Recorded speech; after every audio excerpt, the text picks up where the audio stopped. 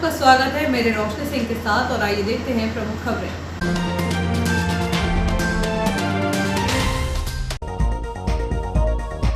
मुख्यमंत्री कन्यादान योजना के बदलाव में भ्रष्टाचार को बढ़ावा मिलेगा, कहा श्री साहू ने।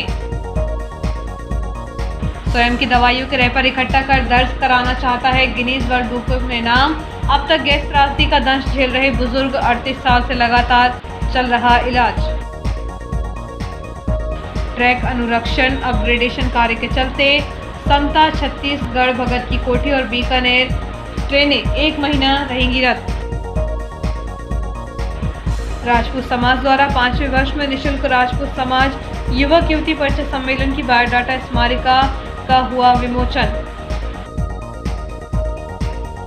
और खान-पान सामग्री और पानी की कमी के चलते वन्य प्राणी पहुंचा शहरी क्षेत्र में। अब खबरें विस्तार से। सन 1984 में हुए भोपाल गैस त्रासदी का दंश आज भी लोग झेल रहे हैं। पुराने इटारसी निवासी बुजुर्ग गैस कांड में प्रभावित होने के बाद से अब तक स्वस्थ नहीं हो सके। तब से लेकर अब तक वह 38 वर्षों से लगातार इलाज कराते आ रहे हैं। खास बात यह है कि विगत 13 वर्षों से उन्होंने जितनी दवाइयां खाई हैं उन सभी के रैपर उनके पास सुरक्षित हैं। खास बात यह है कि रैपर के पीछे से कटर द्वारा काटकर दवाइयां निकाल दी जाती हैं, इससे पता भी नहीं चलता कि दवाइयां निकली हैं। उन सभी रैपर की फाइल भी उनके पास तैयार रखी है। अब उक्त दवाइयों के रैपर की फाइल लेकर वह गिनीज वर्ल्ड बुक में अपना नाम दर्ज कराने के प्रयास में है। समाज में तरह तरह के लोग होते हैं जिन्हें कुछ करने के लिए अलग अलग जुनून भी होता है, चाहे वह जैसा भी अनूठा काम हो। ऐसे ही है पुराने इटारसी वार्ड क्रमांक 4 में रहने वाले 72 वर्षीय मधु कुमार दीवान, जिन्हें गिनीज वर्ल्ड बुक में अपना नाम दर्ज कराने का जुनून है। भले ही उनका जुनून अन्य लोगों से काफी हटकर है। दरअसल 38 साल पहले 1984 में वह अपने परिवार के साथ भोपाल में रहते थे।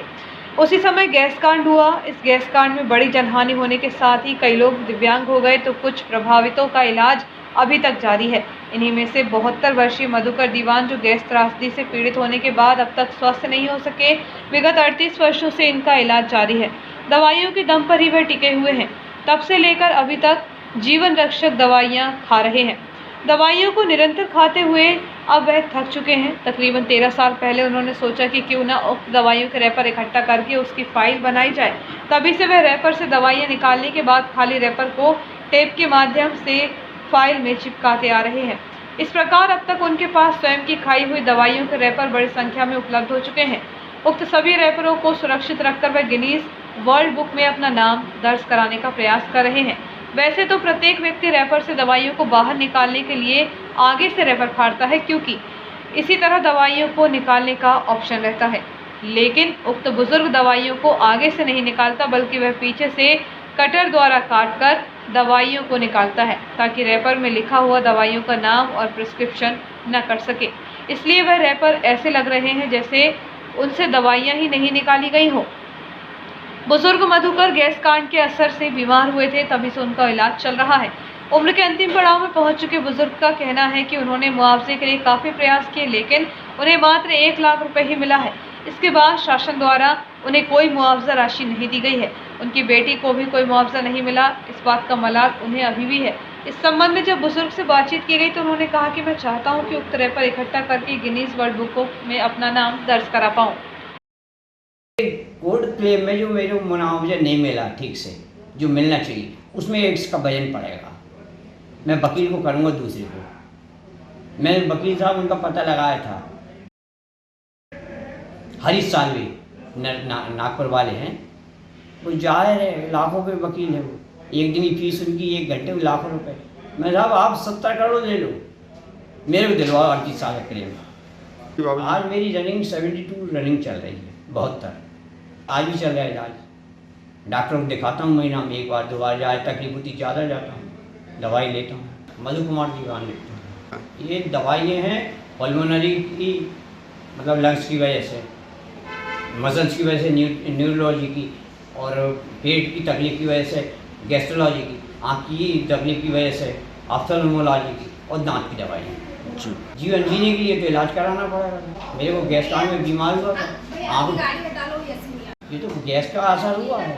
गैस थी भोपाल लगी थी 1984 में 2 और 3 दिसंबर की रात को। मैं वहीं रहता था। तो कितने लोग प्रभावित हुए थे आपके घर से? और मेरे हिसाब से मैंने नज़ारा देखा आंखों से, भोग आया, करीब 10,000 तो लोग ख़त्म हुए, मगर सबसे ज़्यादा अफेक्टेड मैं ही रहा हूँ। फ़ायदा आत्मिक संतुष्टि के लिए तो जाती, कहने आपने दुआ दी तो खुशी हो जाती, 4 लोग मिलते तो अपने देखने पूछने आते तो मिलता ही। तो उस शौक में मैंने इकट्ठी कर ली कि दवाई खाते खाते थक गए, दवाई को भी इकट्ठा करें, किट्टी खा गए अपन लाइफ में। ये बाद में मेरे दिमाग में आया क्या कि अपन दवाई खाते खाते थक गए, मेंटली भी है। तो जब देखा इतनी सारी दवाई खा गई तो इसको कैसे कहें कि अपन ने कितनी खा दी, वो स्टेप इकट्ठे करने चालू कर दिया मैंने। तो वो हो गए काफ़ी, तो मैंने उनको फाइल बनाना चालू किया। जब फाइल बन गई कुछ ज़्यादा तो मेरे को उसका लालच लगा गिनीज बुक में ना आना चाहिए, क्योंकि ये चीज़ नहीं है, ऐसा कोई दुनिया में कोई नहीं इकट्ठा किए कि दवाई खा फेंकी। तो स्टेप को इकट्ठा करता नहीं, न रेपर इकट्ठे करते।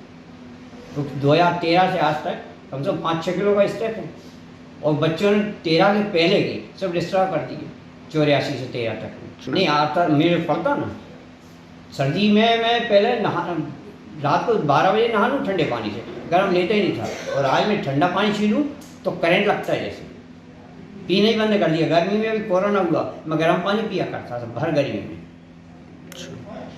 मेरे को असर पड़ा, पहले बिल्कुल जितना था परिपक्व शरीर से, कोई बीमारी नाम चीज नहीं थी। गैस कांड का आपको पैसा मिला है? 2 बार मिले 50-50। और क्या उम्मीद है आपको? कुछ नहीं मिला, उसके अलावा कोई चीज़ बेनिफिट नहीं। लोगों को 10 लाख नहीं, 5-5 लाख लोग मिले। अब कोर्ट में दिया तो उन्हें रिजेक्ट कर निरस्त कर दिया। अब क्यों किया ये मजिस्ट्रेट बताएं, मजिस्ट्रेट बात करने को तैयार नहीं, उन्हें तो टाइम ही नहीं है आम आदमी का क्लेम कार्ड सुनने का। और वकील लगाते हैं तो वकील दलाल है उनकी, उनको ही देते लेते रहते हैं। हमने 2 बार 50-50 लिए तो उन्होंने वकीलों ने लिए हमसे 20-20 हज़ार। मालवीगंज क्षेत्र स्थित एक खाली प्लॉट पर विचरण करते हुए एक हिरण का बच्चा आ पहुंचा। प्लॉट मालिक की नजर उस पर पड़ी, सुरक्षा की दृष्टि से वन विभाग के अधिकारियों को सूचित कर हिरण के बच्चे को टीम ने पकड़कर उसे जंगल में छोड़ दिया। यदि उसकी तरफ किसी का ध्यान नहीं जाता तो वह कुत्तों का शिकार हो सकता था। गर्मी का मौसम शुरू होते ही वन्य प्राणी शहरी क्षेत्र की ओर पलायन कर रहे हैं। रविवार की शाम करीब 6 बजे मालवीगंज क्षेत्र स्थित एक प्लॉट पर एक हिरण का बच्चा अचानक पहुंचा, जिसे वह बमुश्किल रेस्क्यू ऑपरेशन कर वन विभाग की टीम और आसपास के लोगों के द्वारा सुरक्षित ले जाकर जंगल में छोड़ दिया गया। मालवीगंज क्षेत्र में स्थित प्लॉट में जैसे ही हिरण का बच्चा आ जाने की बात आसपास के लोगों को पता चली तो उन्होंने वन विभाग को सूचना दी। इसके बाद वन विभाग की टीम एवं सर्व मित्र अभिजीत यादव ने पहुंचकर आसपास के लोगों की मदद से हिरण के बच्चे को रेस्क्यू कर सुरक्षित पकड़ा। इसके बाद उसे जंगल में सुरक्षित छोड़ दिया गया। गौरतलब है कि गर्मी के दिनों में आसपास के क्षेत्रों में स्थित घने जंगलों में वन्य प्राणियों के लिए पानी एवं खान पान की सामग्री की कमी हो जाती है, जिसके चलते वह शहरी क्षेत्र की ओर पलायन करने लगते हैं। इस दौरान उनके साथ घटना घट जाती है और वह शिकार हो जाते हैं।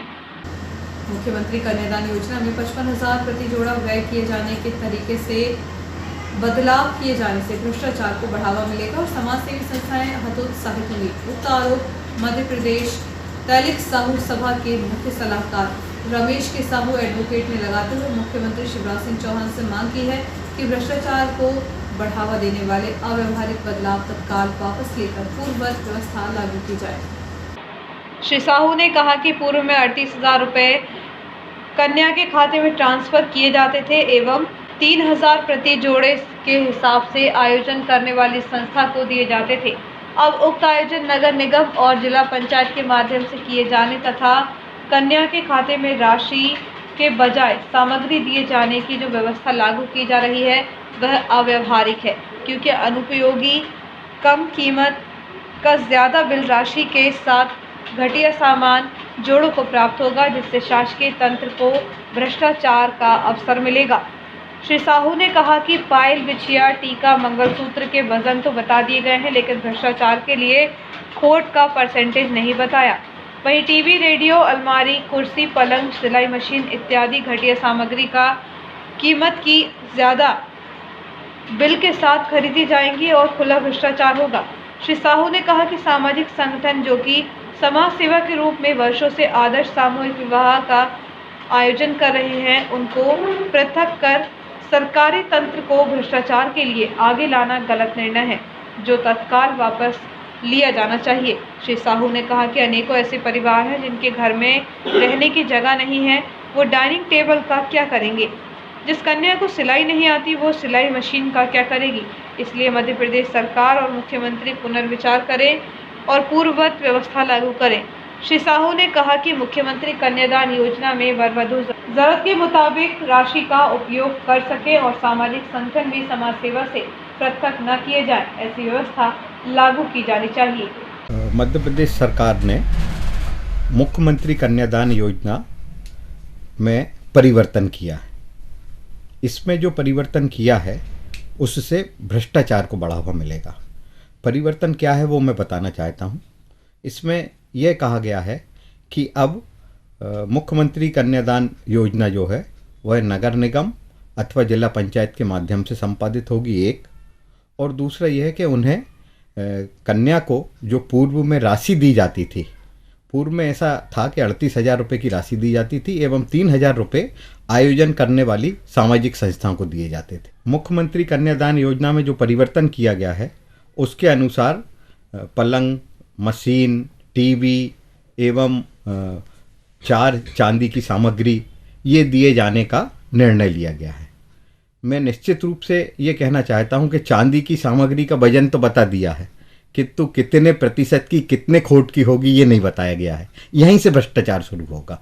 दूसरा भ्रष्टाचार होगा जिस सामग्री की आवश्यकता ही नहीं है। डाइनिंग टेबल कहा गया है। छोटे परिवार के घर में तो रहने की उनके पास जगह नहीं होती, 1 या 2 कमरे होते हैं, वो खुद मुश्किल से रह पाते हैं, डाइनिंग टेबल कहाँ रखेंगे। मेरा कहने का अर्थ यह है कि जो राशि दी जाती थी उसका वो लोग अपनी आवश्यकता के अनुसार सदुपयोग करते थे, किंतु अब ये जो परिवर्तन किया गया है ये भ्रष्टाचार किए जाने का रास्ता खोला जा रहा है। मैं इसका पुरजोर विरोध करता हूँ। दूसरी बात यह है कि जो सामाजिक संस्थाएं विगत वर्षों, कई वर्षों से 10 साल, 20 साल, 25 साल, 40 सालों से आदर्श सामूहिक विवाह आयोजित करती थी, उन्हें 3,000 रुपये प्रति जोड़ा आयोजन के लिए दिए जाते थे। समाज सेवा में जो संस्था काम करती थी आयोजन के लिए उनको राशि दी जाती थी। आज आपने इस राशि को इसका शासकीकरण कर दिया है। नगर निगम के माध्यम से या पंचायत, जिला पंचायत के माध्यम से किए जाने का जो निर्णय है, इससे वे सामाजिक संस्थाएं हतोत्साहित होंगी जो कि समाज सेवा के लिए काम करना चाहती हैं। आपकी थोड़ी बहुत मदद से और जनता की मदद से बड़े बड़े आयोजन सामाजिक रूप से आयोजन हुआ करते थे। इसलिए मेरा मध्य प्रदेश के मुख्यमंत्री माननीय शिवराज सिंह जी चौहान से निवेदन है कि वे इस योजना में जो परिवर्तन कर रहे हैं इसे तत्काल रोकें और इस योजना को युक्तियुक्त रहने दें। इस योजना को भ्रष्टाचार का माध्यम न बनने दें। मध्य प्रदेश राज्य कर्मचारी संघ जिला शाखा का जिला अधिवेशन रविवार को गोटी धर्मशाला में संपन्न हुआ। इस अवसर पर प्रांतीय उपाध्यक्ष प्रदीप रिछारिया, भारतीय मजदूर संघ के प्रदेश मंत्री वंदना राजौरिया, संभागीय अध्यक्ष राजेश चौरे, संभागीय सचिव गुलाब सिंह राजपूत, शिक्षक कल्याण संगठन के संयोजक राजकुमार दुबे, शिक्षक कल्याण संगठन के जिलाध्यक्ष सुरेश जमानिया उपस्थित थे। इस अधिवेशन में बनखेड़ी, पिपरिया, सोहागपुर, बावई, होशंगाबाद, शिवनी, मालवा, इटारसी एवं डोलेरिया तहसील व केसला, होशंगाबाद, बनखेड़ी, पिपरिया, सोहागपुर, बावई, शिवनी, मालवा आदि विकासखंड के निर्वाचित पदाधिकारियों के निर्वाचन अधिकारी प्रदीप रिछारिया द्वारा घोषणा की गई। तत्पश्चात पूर्व जिला कार्यकारिणी भंग की गई तथा समस्त तहसील विकासखंड की सर्वसम्मति से नवीन कार्यकारिणी की घोषणा निर्वाचन अधिकारी द्वारा की गई, जिसमें जिला अध्यक्ष पद पर भुवनेश्वर दुबे का नाम प्रस्तावित किया गया, जिसे सदन में सर्वसम्मति से ताली बजाकर पारित किया गया। जिला सचिव पद पर स्वास्थ्य विभाग के सुंदर नारायण शर्मा को मनोनीत किया गया एवं जिला कोषाध्यक्ष के लिए राजेंद्र सिंह ठाकुर, कृषि विभाग का नाम प्रस्तावित किया गया, जिसे सर्वसम्मति से पारित किया गया। इस प्रकार नवीन कार्यकारिणी में जिला अध्यक्ष भुवनेश्वर दुबे, जिला सचिव सुंदर नारायण शर्मा, जिला कोषाध्यक्ष राजेंद्र सिंह ठाकुर को निर्वाचित घोषित किया गया एवं पद का दायित्व दिया गया। कार्यक्रम के अंत में जिला अध्यक्ष भुवनेश्वर दुबे ने अपने उद्बोधन में कहा कि आप सभी के सहयोग एवं आशीर्वाद से मुझे यह नवीन जवाबदारी बड़े विश्वास के साथ सौंपी गई है। मैं कोशिश करूंगा कि जिले का कोई भी कर्मचारी कभी भी किसी भी समस्या से परेशान न हो, साथ ही कोई भी अन्याय न हो एवं सबके सहयोग से हम मध्य प्रदेश राज्य कर्मचारी संघ को शिखर तक पहुंचाने में कोई कसर बाकी न छोड़े। कार्यक्रम में समस्त तहसील एवं विकासखंड के सैकड़ों पदाधिकारियों ने अपनी सहभागिता दी। आज मध्य प्रदेश राज्य कर्मचारी संघ जिला नर्मदापुरम के जिला अधिवेशन था, जिसमें तहसील, विकासखंड और जिले के निर्वाचन यहाँ पर होना था। उस संबंध में प्रदेश द्वारा जो है वो चुनाव प्रभारी के रूप में श्री प्रदीप रिछारिया जी को यहाँ और उनके द्वारा जो है निर्वाचन प्रक्रिया संपन्न कराई गई है, जिसमें हमने तहसील और विकासखंड 7 तहसील और 8 विकासखंड के समस्त पदाधिकारियों की यहाँ से घोषणा की गई है, जिसमें अध्यक्ष, सचिव और कोषाध्यक्ष की घोषणा हुई है। इसके बाद में जिला कार्यकारिणी भंग करने के बाद नवीन कार्यकारिणी का गठन किया गया, जिसमें मैं स्वयं भुवनेश्वर दुबे इसको जिलाध्यक्ष का दायित्व दिया गया है, सुंदर नारायण शर्मा को जिला सचिव का दायित्व दिया गया है और कोषाध्यक्ष पद के लिए जो वो राजेंद्र ठाकुर को दायित्व दिया गया है। मैं विगत वर्ष जो है वो जिला सचिव का मेरे पास दायित्व था, मैंने अपनी पूरी निष्ठा और ईमानदारी के साथ अपने कार्य को अंजाम दिया और उसी कार्य का परिणाम है कि प्रांत द्वारा मुझे पुनः जिलाध्यक्ष का दायित्व सौंपा गया है। पूर्व में मैं जिलाध्यक्ष रहा हूँ संगठन का, तो मेरी निष्ठा रही है राज्य कर्मचारी संघ के साथ में। मेरा प्रयास रहेगा कि जिले के कर्मचारियों अधिकारियों को अधिक से अधिक न्याय दिला सकूं, उनकी मांगों की पूर्ति करा सकूं और किसी के साथ अन्याय न हो, यह मेरा प्रयास होगा। पत्ते छोटे से ब्रेक का बने रहिए जीवन के साथ।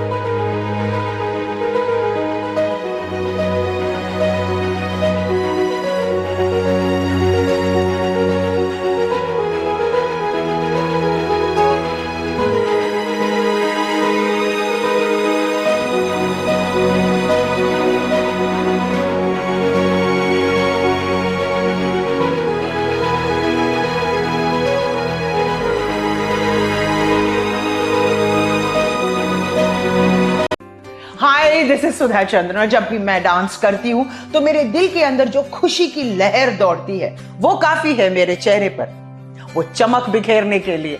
और यही खुशी मैं देखती हूँ जब बचपन प्ले स्कूल के बच्चे उनके टीचर्स के साथ जब इंटरेक्ट करते हैं। As we all know that the first 3-4 years of childhood are very very crucial because they are the formative years in one's life.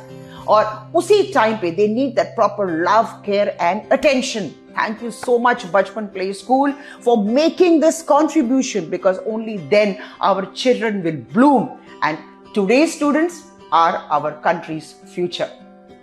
बस इतना ही नहीं, पूरे भारतवर्ष में 1100 बचपन प्ले स्कूल्स है जो यही काम कर रहे हैं, जो हमारे बच्चों के भविष्य को तैयार कर रहे हैं। थैंक यू सो मच बचपन, क्योंकि बचपन सिर्फ एक ही बार आता है ना?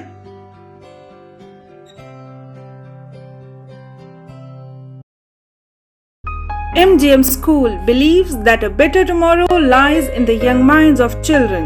At MGM, children not only excels in academic subjects but also in extracurricular activities like yoga, art, music, debates and seminars, which when blends together develops a socially skilled and healthy child. Laboratories help children to learn concepts and theories practically. The scenic drive through nature using CCTV and GPS-enabled buses reaches to an eco-friendly campus with smart classes.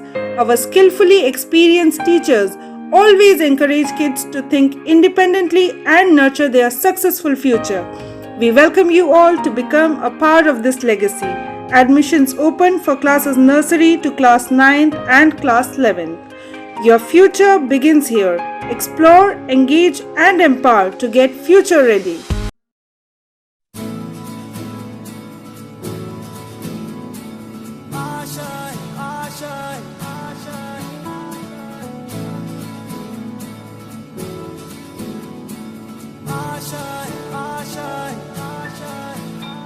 कुछ पाने की हो आस आस, कोई अरमा हो जो खास खास आशाएं, हर कोशिश में हो बार बार करे दरियाओं को आर पार आशाएं, तूफानों को चीर के मंजिलों को छीन ले आशाएं, ले दिल की उम्मीदें हंसे दिल की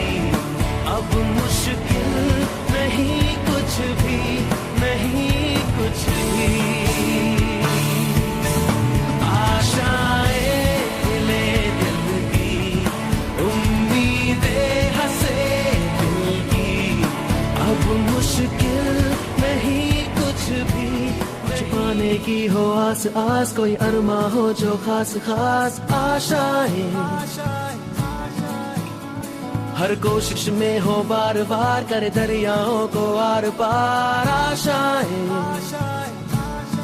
तूफानों को चीर के मंजिलों को।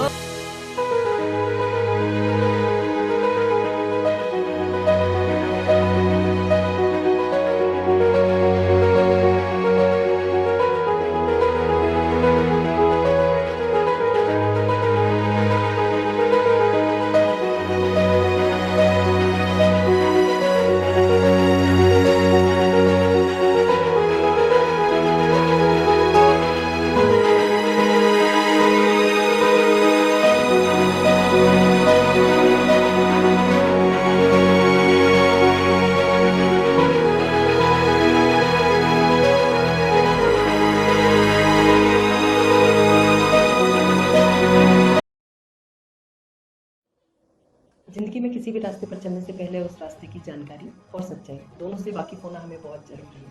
नमस्कार साथियों, मैं Manju Thakur, centre head Noble computer services Itarsi. Student के टैली को लेकर बहुत से प्रश्न होते हैं, जैसे टैली कहाँ से करें या टैली के बारे में और भी जानकारी या फिर उसके बाद जॉब।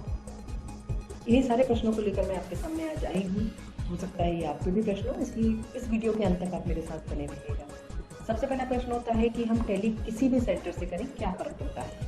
इसके विषय में मैं आपको बताना चाहूँगी कि टैली सॉल्यूशन प्राइवेट लिमिटेड वो कंपनी है जिसने कि टैली बनाया था, और जिसने बनाया और वहीं जब एजुकेशन देना चाहे तो इसके लिए उन्होंने अपने हर जिले में अधिकृत TIL स्टार्ट किए।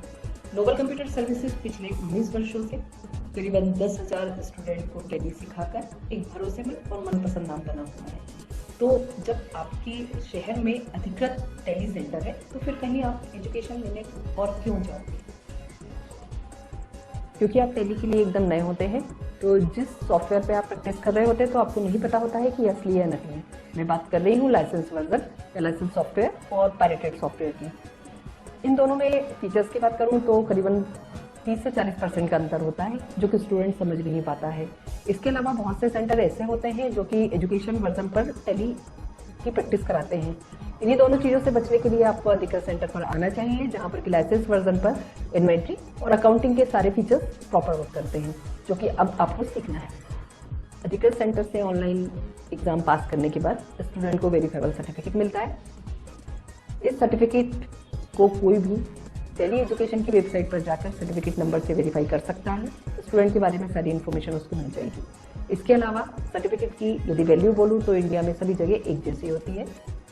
प्लेसमेंट की यदि हम बात करें तो टैली ने अपने स्टूडेंट को ऑनलाइन पोर्टल प्रोवाइड किया हुआ है, जिस पर स्टूडेंट का ID होता है। यह ID टैली करने के बाद भी, स्टूडेंट के सेंटर से जाने के बाद भी एक्टिव होता है। इसी पोर्टल से स्टूडेंट को जॉब के ऑफर्स आने वाले हैं, और इसी पोर्टल पर स्टूडेंट के लिए अपडेट्स होंगे, मॉक टेस्ट होंगे और लाइब्रेरी की सुविधा भी होगी।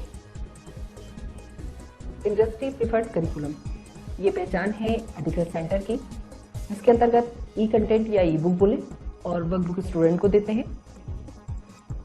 अपडेट वर्जन पर ट्रेन फैकल्टी के बीच वर्कबुक से रेगुलर स्टूडेंट प्रैक्टिस करते हैं। टीचिंग मेथड की बात करूं तो 70% स्टूडेंट को प्रैक्टिकल और 30% थ्योरी पे ज़्यादा ध्यान दिया जाता है। यदि मैं जॉब की बात करूं तो हर साल इंडिया में करीबन 13 लाख जॉब MSMEs में जनरेट होती है, और जिनमें से हर 7वीं जॉब टैली अकाउंट्स और फाइनेंस के लिए होती है। इसके अलावा टैली ने अकाउंट्स के क्षेत्र में मार्केट का 95% भाग कैप्चर करके रखा है। मतलब कंपनी को टैली ट्रेन चाहिए, मतलब अब जॉब मिलना बहुत ही आसान हो गया है।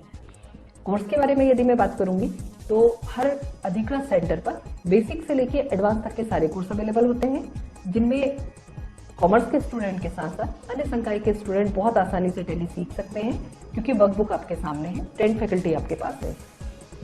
इसके अलावा मिनिमम क्वालिफिकेशन जो है वो 10th होती है। तो अब आपको समझ में आया होगा कि क्यों हमें सिर्फ और सिर्फ अधिकृत सेंटर से ही टैली करना चाहिए। याद रखिए, आपका सही फैसला, सही चुनाव आपके करियर को एक सही दिशा ही दे सकता है। अपना और अपनों का ध्यान रखें। शुक्रिया।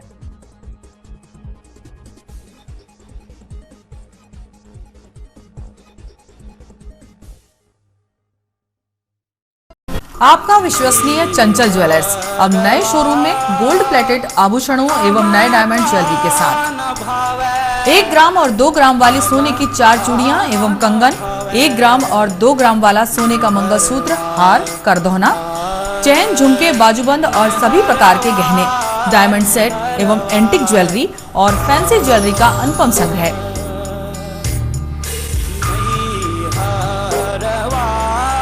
दुल्हन सेट किराए पर उपलब्ध है। 1 ग्राम और 2 ग्राम की हर खरीदी पर निश्चित उपहार पाएं।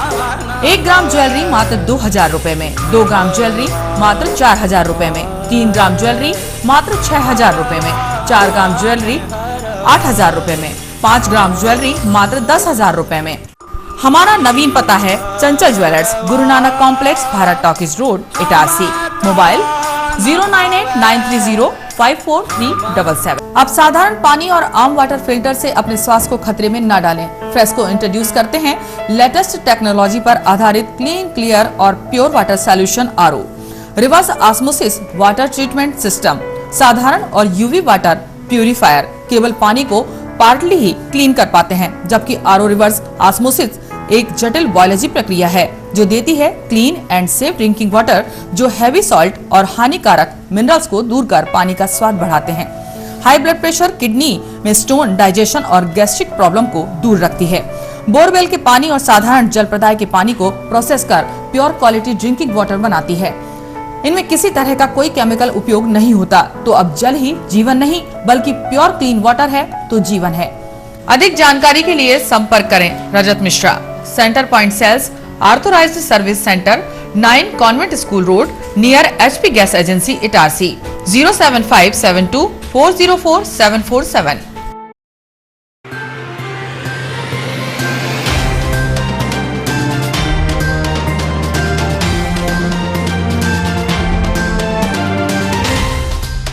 समाचारों में एक बार फिर आपका स्वागत है। रेल प्रशासन द्वारा यात्रियों को बेहतर सुविधा उपलब्ध कराने के लिए दक्षिण पूर्व मध्य रेलवे के मंडलों में रेल परिचालन से संबंधित अपग्रेडेशन कार्य किए जाने को लेकर भोपाल मंडल से गुजरने वाली कुछ ट्रेनों को निर्धारित तिथियों में प्रारंभिक स्टेशन से निरस्त करने का निर्णय लिया गया है। निरस्त की जाने वाली गाड़ियों में गाड़ी संख्या 18237 कोरबा अमृतसर एक्सप्रेस कोरबा स्टेशन से 24 अप्रैल से 23 मई तक रद्द रहेगी। इस प्रकार गाड़ी संख्या 18238 अमृतसर बिलासपुर एक्सप्रेस अमृतसर से 28 अप्रैल से 23 मई तक रद्द रहेगी। गाड़ी संख्या 20843 एवं 20844 भगत की कोठी द्वि साप्ताहिक एक्सप्रेस गाड़ी संख्या 20845 एवं 20846 बीकानेर की साप्ताहिक एक्सप्रेस गाड़ी संख्या 12807 एवं 12808 विशाखापट्टनम निजामुद्दीन एवं निजामुद्दीन विशाखापट्टनम पंच साप्ताहिक एक्सप्रेस रद्द रहेगी। प्रदेश में होने वाले संभावित दंगों से निपटने के लिए पुलिस पूर्वाभ्यास में जुट गई है। रविवार को सिटी थाने में SDOP नगर और नगर निरीक्षक के नेतृत्व में दंगों से निपटने के लिए मॉक ड्रिल की गई। रविवार को सिटी थाना परिसर में लॉ एंड ऑर्डर की स्थिति बनने के बाद दंगा फसाद को नियंत्रण करने के लिए पुलिस द्वारा SDOP महेंद्र सिंह चौहान एवं नगर निरीक्षक राम स्नेह चौहान के नेतृत्व में दंगा फसाद की स्थितियों से निपटने पूर्व अभ्यास किया गया। इस दौरान पुलिस बल के द्वारा सिटी थाने परिसर में प्रदर्शन किया गया। इस अवसर पर बड़ी संख्या में पुलिस अधिकारी एवं पुलिसकर्मी उपस्थित थे। गर्मी का मौसम शुरू होते ही अब धीरे धीरे जल संकट बढ़ने लगा है। रविवार की सुबह राष्ट्रीय राजमार्ग 69 से पुराने इटारसी क्षेत्र के सूखा सरोवर जाने वाले मार्ग पर नगर पालिका की पाइपलाइन टूट जाने से बेशकीमती पीने के पानी की बर्बादी होने लगी थी। रविवार को नगर पालिका द्वारा की गई जल प्रदाय शुरू होने के साथ ही फूटी पाइपलाइन से पानी का रिसाव तेजी से शुरू हो गया, जो कि किनारे में बनी नाली में जाकर बर्बाद होता रहा। रविवार को नगर पालिका द्वारा किए गए जल प्रदाय शुरू होने के साथ ही फूटी पाइपलाइन से पानी का रिसाव तेजी से शुरू हो गया, जो कि किनारे में बनी नाली में जाकर बर्बाद होता रहा। हालांकि रविवार होने की वजह से नगर पालिका की जल शाखा को इसकी भनक नहीं लगी, लेकिन शहर के कई स्थानों में सालों पुरानी पाइपलाइन बिछी होने की वजह से जब भी उस मार्ग पर से भारी वाहन गुजरते हैं तो पाइपलाइन क्षतिग्रस्त हो जाती है और वहां से जल प्रदाय के समय पानी का रिसाव होना शुरू हो जाता है।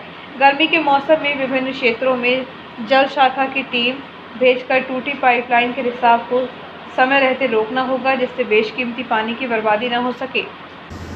बुजुर्गों का अनुभव और सीख हमें सच्ची राह पर चलने का मार्ग प्रशस्त करती है। बुजुर्ग जीवन भर अपने बच्चों की चिंता करते हैं। इसी प्रकार जब बुजुर्गों को हमारी जरूरत होती है तो हमें उनका साथ देना चाहिए। उक्त बातें संभागीय उपायुक्त जनजाति कार्य जेपी यादव ने अपना घर वृद्धाश्रम में निवासरत बुजुर्गों से चर्चा के दौरान कही। रविवार सुबह 8:30 बजे रोटरी संस्था द्वारा संचालित अपना घर वृद्धाश्रम में बुजुर्गों से मिलने पहुंचे श्री यादव ने बुजुर्गों से चर्चा करते हुए कहा कि आप सभी को बिना चिंता किए जीवन बिताना चाहिए। खाली समय में अखबार, धार्मिक कहानी, कविता आदि की पुस्तकें पढ़ें। अगर आपको पुस्तकों की कोई ज़रूरत होगी तो उपलब्ध करा दी जाएगी। इस दौरान श्री यादव ने बताया कि उनके पिता का निधन 29 वर्ष पूर्व हो गया। अब सबके बीच आकर ऐसा लगता है कि मैं अपने माता और पिता का आशीर्वाद लेने पहुंचा हूं। बच्चों या बुजुर्गों के बीच बातें करके अनुभव और सुकून मिलता है। श्री यादव ने आश्रम के बुजुर्गों को विश्वास दिलाया कि समय समय पर यहां आते रहेंगे। वृद्धाश्रम में जीवन बिता रहे 16 पुरुष और 9 महिला बुजुर्गों को श्री यादव ने माला पहनाकर उनका आशीर्वाद लिया। इस अवसर पर आश्रम के पदाधिकारी नवनीत कोहली ने संभागीय उपायुक्त श्री यादव को बताया कि रोटरी द्वारा अपना घर बुजुर्गों को आश्रय देकर उनका जीवन खुशहाल बनाने के उद्देश्य से 2009 में अपना घर स्थापित किया गया। कमिश्नर नर्मदापुरम माल सिंह द्वारा 24 अप्रैल को जनपद पंचायत केसला क्षेत्र के अंतर्गत ग्राम पंचायत सिलवानी की सोमूखेड़ा एवं बोरखेड़ा में अमृत सरोवर निर्माण कार्य का निरीक्षण किया गया। करीब 48 लाख रुपए की लागत से इन दोनों तालाबों का निर्माण मनरेगा योजना से किया जा रहा है। उक्त तालाबों को समय सीमा में पूर्ण करने के निर्देश दिए गए।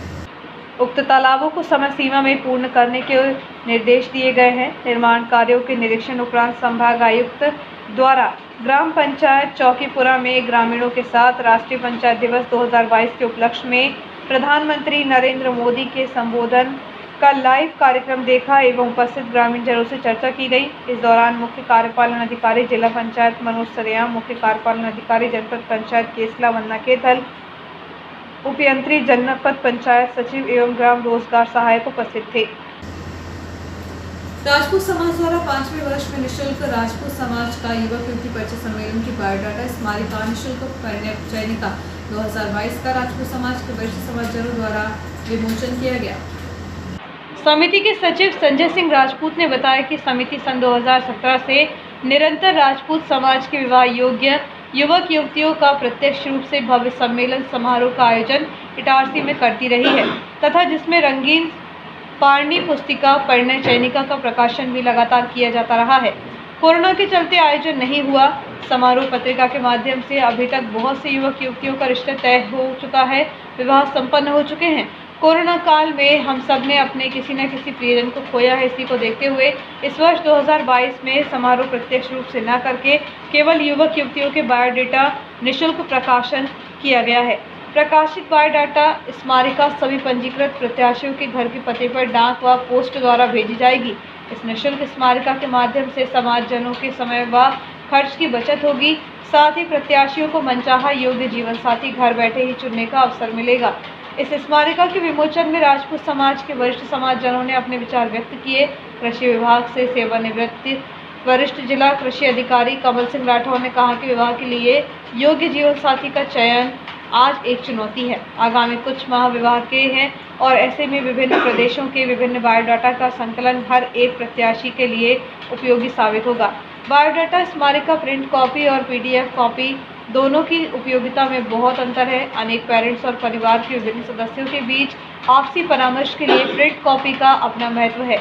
अनेक सामाजिक बंधु तो केवल परिचय सम्मेलनों में स्मारिका में प्रकाशन के दृष्टिकोण से रजिस्ट्रेशन करवाते हैं, जिससे उनके विवाह योग्य बच्चों की जानकारी अधिक से अधिक समाज परिवारजनों के मध्य बायोडाटा की जानकारी शेयर की जा सके। इन्हीं बातों को ध्यान में रखते हुए जय राजपूत समाज सेवा समिति ने इस बार अपने 5वें प्रयास में परिचय सम्मेलन प्रत्यक्ष रूप से न कर केवल निःशुल्क बायोडाटा के प्रकाशन का निश्चय किया है। समिति के वरिष्ठ सदस्य नगेंद्र सिंह ठाकुर उर्फ नंदू भैया ने कहा कि घर बैठे ही समाज के विवाह योग्य युवक युवतियों के बायोडाटा की सेवा से समाज बंधुओं का बड़े परिचय सम्मेलन के आयोजन में सहभागिता से होने वाले लाखों रुपए भी बचेंगे। परिचय सम्मेलनों में कैंडिडेट जाने से घबराते हैं, उन्हें भीड़ से असहजता महसूस होती है और केवल प्रत्याशी के बजाय पेरेंट्स का परिचय सम्मेलन बनकर रह जाता है। वैसे भी कैंडिडेट की संपूर्ण जानकारी के बाद अब वीडियो कॉल कर घर, परिवार और चेहरा हाव भाव जैसी प्राथमिक जानकारियां प्राप्त कर सही रिश्ते की ओर बढ़ा जा सकता है।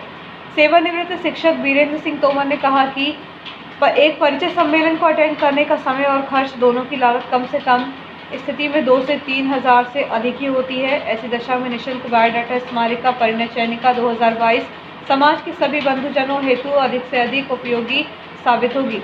समिति के उपाध्यक्ष मनोज सिंह शिकरवार ने कहा कि राजपूत समाज हेतु सदैव तत्पर रहने वाली राजपूत समाज की अपनी समिति संगठन जय राजपूत समाज सेवा समिति का प्रथम दिन से उद्देश्य रहा है कि राजपूत समाज के शादी योग्य युवाओं को उनके समकक्ष बेहतर रिश्ता मिल सके। इसे पूर्ण करने हेतु पिछले काफी समय से जय राजपूत समाज सेवा समिति ने अपनी कार्यशैली में तकनीकी तौर पर अनेक बदलाव किए हैं, जिनके उपयोग से राजपूत समाज को इस सेवा का आसानी से अधिकतम लाभ मिल सके। इस दौरान सेवानिवृत्त शिक्षक वीरेंद्र सिंह तोमर, रेलवे CAW से सेवानिवृत्त senior mechanical engineer Manohar Singh राजावर, कृषि विभाग से सेवानिवृत्त वरिष्ठ जिला कृषि अधिकारी कंवल सिंह राठौर, वरिष्ठ समाज सेवी रणजीत सिंह राजपूत, समिति के वरिष्ठ सदस्य नगेंद्र सिंह ठाकुर उर्फ नंदू भैया, समिति उपाध्यक्ष मनोज सिंह शिकरवार, समिति सचिव संजय सिंह राजपूत, अजीत सिंह राजावर, अनिकेत सिंह शिकरवार सहित अन्य सामाजिक जन मौजूद रहे। कीरतपुर डेयरी फार्म में बने शेड के पास एक सांप दिखाई देने पर इसकी सूचना सर्प मित्र को दी गई, जिसके बाद मांस सेवी वन्य जीव अभिरक्षक अभिजीत यादव ने रेंजर जयदीप शर्मा के निर्देशन में सर्प मित्र अभिजीत यादव एवं बलराम कंथेले ने मौके पर पहुंचकर फर्श के नीचे छिपे धामन प्रजाति के करीब 4 फीट सांप को सुरक्षित रेस्क्यू किया, जिसके बाद बागदेव चौकी पर जानकारी देकर पुनर्वास के लिए सुरक्षित स्थान पर छोड़ दिया गया। विगत 22 वर्षों से संचालित श्री कृष्ण यादव समाज कल्याण समिति के त्रैवार्षिक चुनाव रविवार को सक्रिय सदस्यों एवं निर्वाचन अधिकारी की उपस्थिति में संपन्न हुए, जिसमें सर्वसम्मति से RK यादव को निर्विरोध निर्वाचित किया गया। वहीं महिला इकाई अध्यक्ष पद पर श्रीमती शोभा यादव को निर्वाचित घोषित किया गया। निर्वाचन अधिकारी मधुसूदन यादव एवं विमल सीरिया ने बताया कि श्री यादव भवन सूरजगंज में श्री कृष्ण यादव समाज कल्याण समिति के त्रैवार्षिक चुनाव संपन्न किए गए, जिसमें यादव समाज के सक्रिय सदस्यों की उपस्थिति में अध्यक्ष पद का निर्वाचन कराया गया। अध्यक्ष पद के लिए दामोदर यादव ने पूर्व अध्यक्ष RK यादव का नाम प्रस्तावित किया, जिसका निर्वाचन अधिकारी विमल सीरिया ने भी समर्थन किया, जिसके बाद उपस्थित सदस्यों ने सर्वसम्मति से RK यादव को अध्यक्ष निर्विरोध घोषित किया। महिला इकाई अध्यक्ष के लिए श्रीमती धर्मिशा यादव ने श्रीमती शोभा अशोक यादव का नाम प्रस्तावित किया, जिस पर श्रीमती किरण पाल ने समर्थन किया, जिसके बाद सभी ने सर्वसम्मति से श्रीमती शोभा यादव के नाम पर सहमति दी। तदुपरांत निर्वाचन अधिकारी ने श्रीमती शोभा यादव को महिला इकाई का अध्यक्ष निर्विरोध निर्वाचित किया। आज दिनांक 24/4/22 को श्री यादव समाज इटारसी के त्रिवार्षिक चुनाव संपन्न हुए, जिसमें मुझे सहायक निर्वाचन अधिकारी का दायित्व सौंपा गया था और निर्वाचन उपरांत श्री RK यादव निर्विरोध अध्यक्ष चुने गए और महिलाओं की तरफ से श्रीमती शोभा यादव निर्विरोध अध्यक्ष चुनी गई। श्री कृष्ण यादव समाज कल्याण समिति के सभी सदस्यों द्वारा सर्वसम्मति से निर्विरोध रूप से मुझे अध्यक्ष निर्वाचित किया गया है और उनने मुझे ये जवाबदारी बड़े विश्वास के साथ दी है। मैं भी ये प्रयास करूँगा कि उनकी अपेक्षाओं पर खरा उतरूं तथा आगामी अवधि के लिए समाज के वर्तमान किए गए कार्य को और आगे बढ़ाकर नए नए आयाम स्थापित करते हुए यादव समाज इटारसी का नाम आगे बढ़े, उनके कार्यों से समाज को सम्मान मिले, यही मेरी अपेक्षा रहे। और आइए देखते हैं प्रमुख खबरें एक बार फिर।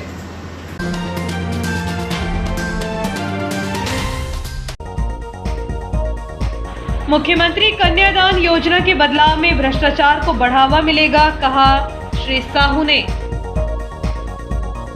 स्वयं की दवाइयों के रैपर इकट्ठा कर दर्ज कराना चाहता है गिनीज वर्ल्ड बुक में नाम। अब तक गैस त्रासदी का दंश झेल रहे बुजुर्ग 38 साल से लगातार चल रहा इलाज। ट्रैक अनुरक्षण अपग्रेडेशन कार्य के चलते समता, छत्तीसगढ़, भगत की कोठी और बीकानेर ट्रेनें 1 महीना रहेंगी रद्द। राजपूत समाज द्वारा 5वें वर्ष में निःशुल्क राजपूत समाज युवक युवती परिचय सम्मेलन की बायोडाटा स्मारिका का हुआ विमोचन। और खान-पान सामग्री और पानी की कमी के चलते वन्य प्राणी पहुंचा शहरी क्षेत्र में।